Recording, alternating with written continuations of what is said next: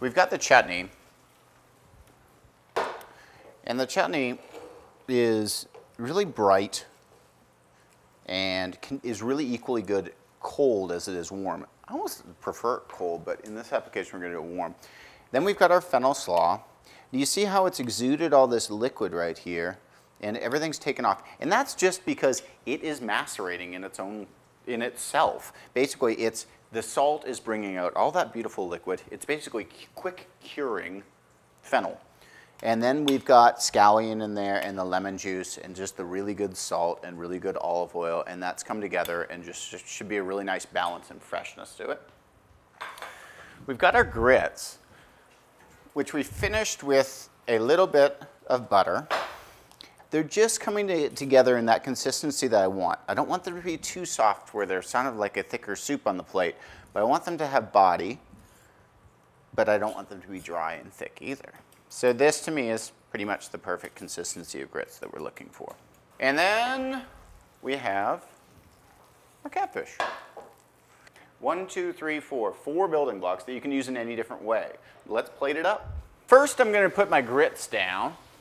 Now, you don't want to go overboard on sizing. I'm just going to go a little bit off center.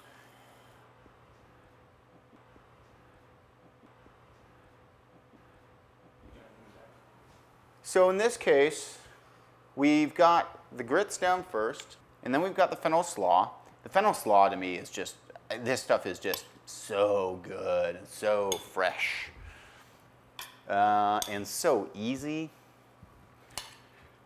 You know, everybody's always like, I don't like fennel, and then they try this and they're like, this is great. I don't like catfish. They try this, great. So that's what we're going for. Catfish.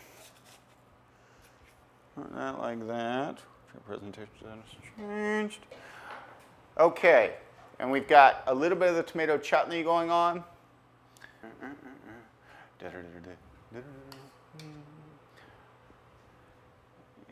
And then we're going to, remember, we're finishing just with a squeeze of lemon and a little bit of olive oil.